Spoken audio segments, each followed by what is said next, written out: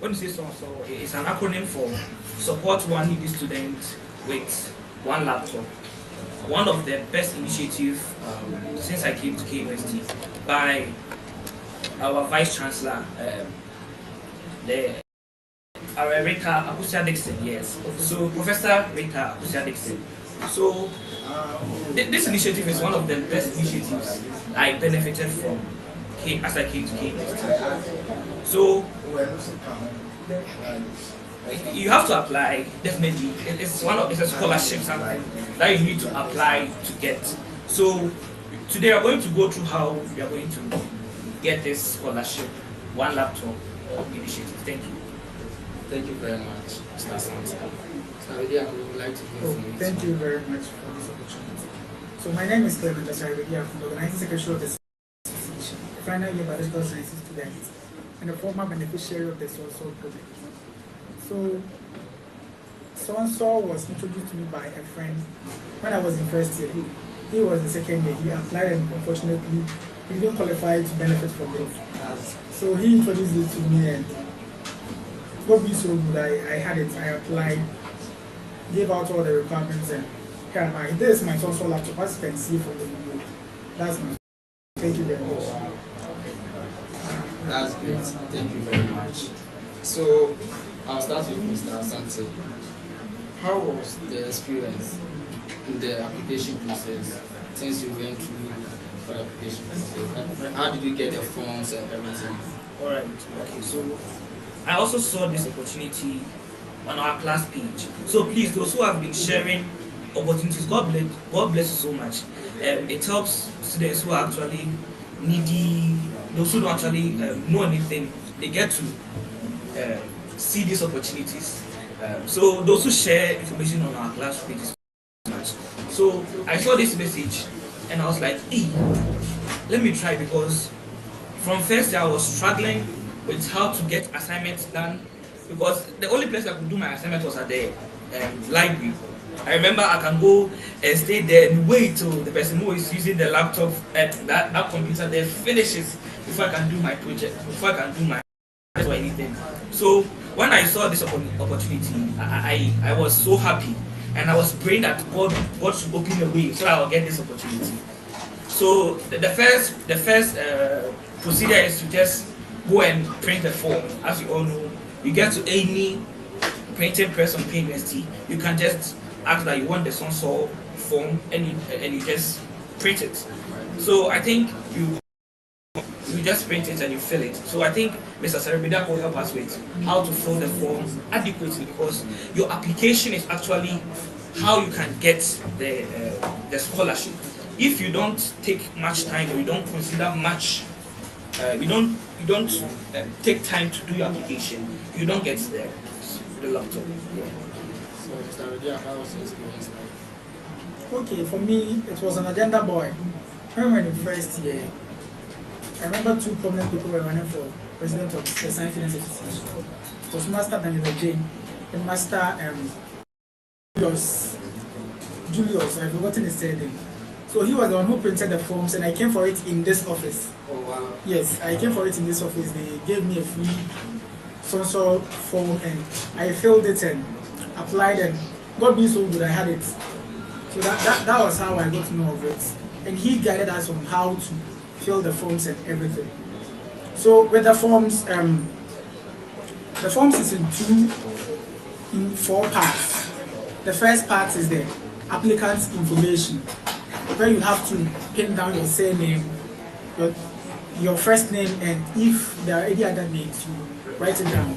It also has your date of birth. You take your gender, your student's ID, and your index number. Also, the place of birth and region is also in the residential address when you are at home, your nationality, and this Sonsol is actually for only Ghanaians. Only Ghanaians are eligible to apply. The religion you belong to, your hall of residence. So if you're not in a hall, you can state the name of your hostel, or if you're in a homestel too, you just write homestel. Your student telephone number and your other number, which could be any other network. Your program of study, the duration of your program. So if you're in the College of Science, it's mostly 4 years unless you're doing optometry. And the college, you write College of Science. In College of Science, there are two faculties. That's the Faculty of Biosciences and the Faculty of Physical and Computational Sciences. So the one you belong to, then you pin it down. Your departments, and for the year or level, you can write either 1 for year or 100 for level. And also, you indicate the mode by which you gain admission to K University, whether you're a regular student or a distance learning student. So this means that fee-paying students are not eligible to apply because there is no spot for you to take whether you're a fee-paying student. And also, the residential address when school is in session, where you stay, so it's also could be your hall of residence, your hostel or your homestel. And it's also asked, are you a beneficiary of any other scholarship or bursary? So if you're a beneficiary of any other scholarship or bursary, you take yes. If you're not, you take no. If yes, you state the source of it, so it could be MasterCard or any other scholarship that you know of, and the date and the amount that you are given. So I think Master Samuel Asante will continue with the part 2. Thank you very much. Thank you very much, Mr. Media. So, part 2. Alright, so the parent or your guidance information. So I don't know your mom, I don't know your dad. You know your mom, you know your dad. So you make sure that you fill it very, very, very carefully. Don't just write anything. If your mom is deceased, you have a box that you have to check. If your parents, they are not, if any of your parents is deceased, there is a box there that you have to check first. Also, I think it's a mother working, it's a father working. You just find a way to write it down there in the box provided for you. And the last part is the student declaration. You just have to write your name, your application, your the one who is the applicant's signature. Sorry, you have to sign and you write the date that you signed. But let's look at the last part, the fourth part, that talks about the referee. Most of the time, consider the referee part. Don't just go to anyone to sign for you. Most of the times, K University requires that you use you talk to a senior lecturer or anyone that I think the senior or senior staffs to be a referee. But I advise you to go to prominent people. Like, make sure you build connection with them first. I think if Bedako recall, we went to college counselor, right, Mrs. Bennis. We went. For me, I actually went to Dr. Bompom of my department. Oh, okay, Dr. Bompom. Tab. Yeah. I went to. I think I went to Mrs. Bennis of it. That's the college counselor for College of Science, and I also went to. BED, University BED, Bureau of Integrated Research. I have my said who teaches me at the Sunday school. So I just went to, he was at that time this research fellow, senior research fellow there. So I just went there and he signed for me. I'm not saying that a normal a senior staff won't help, but sometimes when you go to those big people, if their names or their signature appears on your work, it kind of shows some credibility, or it shows that you are a serious person, you are respectful, you are kind of, you understand what I'm saying? So that's why I went to these people. And also make sure that the person you are going to, the person can actually speak on your behalf or something, can vouch for you. You know that this person, he knows me, he's a good person. Yes. I think that's what I can add. Okay, so I want to add something small to what Mr. Asante said. So with the part for which has to do with the name and address of referee, I think we have all been assigned to tutors, academic tutors. So it will be best to go to your academic tutor, because all lecturers in your department are senior members of the university. The college counselor is a senior member. In fact, all lecturers in your department. So I think going to your academic tutor will be the best option. Your hall wardens, your hall masters are also senior members of the university. You'll have to sign and stamp by the referee that you are using for your application. So we will move on to the required documents. Now, the first part is a one-page proof of need. Now, this proof of need is something to show that, in fact, you are in need of a scholarship or you are in need of a laptop. So it is within that proof of need that you are going to write something small about you, why you need this laptop, and why it should be given to you and not the other person. So I think Master Samuel would add something small to that aspect of it. Alright, so proof of need. The proof of need is actually like a pitch. It's like your lawyer speaking for you why you should be given that laptop, why you should be given that opportunity over all the applicants. Why should they choose you? Alright, so it's like your lawyer. So you should be very articulate at that part. You should give attention to detail. The first, when you talk about proof of need, actually talking about you, your background, your financial situation, and why they should give you the laptop. What will you use the laptop for? Most of the times, people forget about what they are going to use the laptop for and focus on. I am hungry. We have 10 children. I am the first to go to university. We know that your situation is very sad. We understand that we are all someone's even issue is even worse than you think your situation is. But there should be a difference in your proof of need. Why should we give it to you? Despite me coming from a very bad background, I am someone who is very resilient, trying to get everything done, and also I am also learning graphic. That's what I did. At that time I was learning graphic designing, so I said that I wanted to use this laptop to also do graphic designing, so that I can gain money to support me. But I don't have the laptop at that time, so I think I added those things to my proof of need. So don't just write about your situation. We understand that you need a laptop, but with the laptop, what will you use it for? I think that's what I'll add to it. Oh, okay. Something small to add will be to the proof of need. It should be just one page. You shouldn't write a thesis. You're not applying for a PhD. You are explaining why you need a scholarship. You need a laptop. So don't write too many. Yeah. Just a page should be enough. Yeah, because you just write your heading. If you that part about your first paragraph should talk about you, your background, your home. Second paragraph should talk about why you need a laptop. And the last paragraph should talk about why they should choose you. So if you are able to go with this guideline, you will not write bulky. So I think that's best. Thank you. Okay, so the next thing is your admission and acceptance letters. So before you come into Cambridge, you'll be given an admission letter. So all you have to do is to print your admission and acceptance letters and attach them to. You fill them and attach them. You're not going to fill your admission letter. No, you're going to fill the acceptance letter. So you attach it to the admission letter and the one-page proof of need. Your WASI results. So the cutoff point for applying is 15, right? So if you fall out of 15, yourself out. There's no way you're going to get it. Because someone is coming with a grade of 6. Just imagine you're having 16. Should it be given to you? Although you are needy, but you should be brilliant. Yes. At least let the brilliance compensate for your neediness. Yes. Excuse my language, yes. Let your brilliance compensate for your neediness, yes. So the WASI results, any award or certificates, please be very particular about this. If you've participated in any other curricular activities like NSMQ, you've been part of NSMQ, some extracurricular activities that you participated in and you have awards or scholarships from them, please attach them. Make photocopies of them and attach them. So the distinguish between you and any other person is also applying for it. Thank you very much. Yeah. And also I want to add something about that extracurricular activities. Sometimes we think something very big like NSMQ2, it's cool, but maybe you did a community service.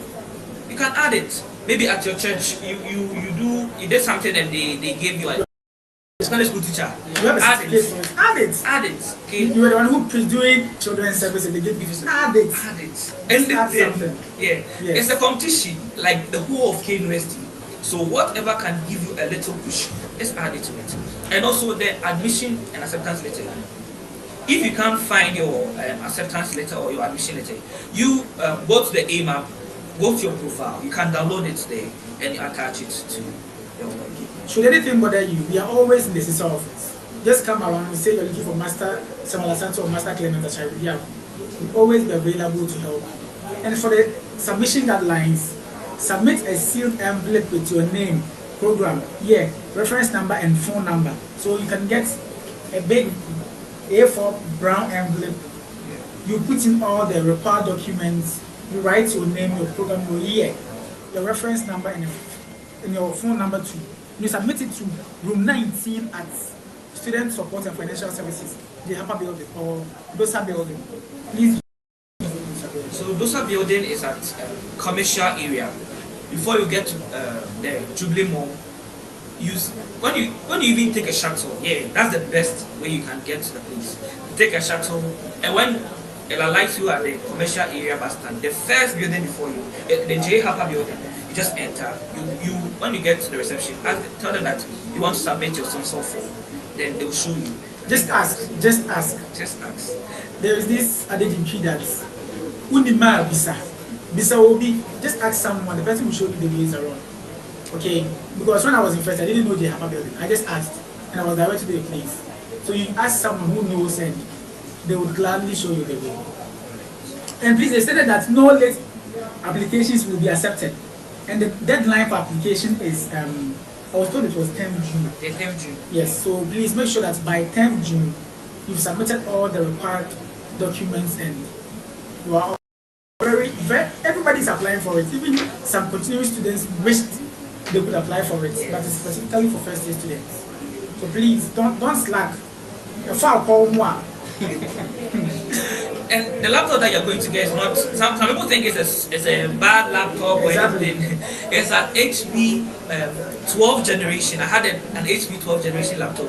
Very good for all your academic works. You can even play games with it. You can do anything that you want with it. That's what I used to do my graphic designing and everything. So it's a good laptop, a good deal. It applies. Some of us, we think that we are about something that's free. Something free, we don't do something. Please give your parents some time to breathe. They can use it for something beneficial. Okay, apply. All right, good. Thank you very much. Thank you very much, Mr. Asari and Mr. Asante. Okay, so you've taken us through how you are going to fill your forms and everything. So now about the interview session, how did you prepare for the interview? Did you get any question you were not expecting? How did you answer those questions? For the interview, I think we should wait for the shortlisted. Yes, because first. We have a lot to tell about, a lot of tricks. Someone was interviewed by the vice chancellor. Yes. The same vice chancellor. Do you know something? I didn't know it was the vice chancellor. I went there. She was like, "What is Sonsol?" I want to show that I know the thing. Like Sonsol. I met this thing. Like I actually went online to read everything about the project. Wow. Yeah. So when I got there, I was like, the Sonsol project is an acronym for. I told her everything. I didn't know she was that. Until when we finished, I think when we finished the interview, and I looked at her again, I was like, so the woman that I said, I mentioned the name when I said like it was an initiative by Professor Akosari Nixon, not knowing that she was that same woman there. So we have a lot to tell about the interview. But just apply first. Apply first. Now apply. Yeah, I think if you need any help, just come to the CISA office. We will gladly help you. I was interviewed by the college counselor. Yes, she drilled me, but I survived. Yes, she's going to ask you a lot of questions. You have to be prepared. So write a very solid proof of need. Because your proof of need is your lawyer in your absence. What shows that you need it? And when you've been shortlisted for the interview, then you prove that actually you use your own words to prove that what you wrote in the proof of need was a true reflection of your situation. Thank you very much. Okay, so that's it. So let's wait. Let's finish with this. We have the second part of this live session and talk to you about it and the interview part of it. When there is this, in fact, let me tell you the truth. Everyone is going to get it. Yes. We have limited laptops to give out. The number of laptops keeps diminishing as time goes on because our time, I think around 300 people from College of Science benefited. But last 2 years it's been around 200. It's not really appreciated. So it's a very tough race. A very tough race. It's not easy as it seems. So please. We are here. Yes. We have the experience. We've been helping people for the past 2 years. Yes, around 500 students. Yes. It was 500 and we said 100. Yes, it was around 500. Yes. So, and then we come to show us, oh please, you guys did very well, you helped us. And it's why we have people who have benefited from something from us at least. Yes.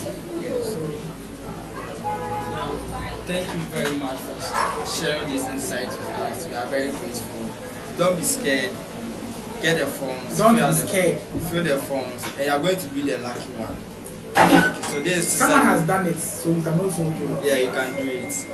So we are always here, the welfare team officer will always be there to guide you. And we have Mr. Bediakon always here to also guide you. So don't be scared, get the forms and fill the forms well. And we will do the interview as time goes on. This is Sonsol News Network. Subscribe to our channel and you are going to hear from us for the part 2. Thank you very much. See you another time.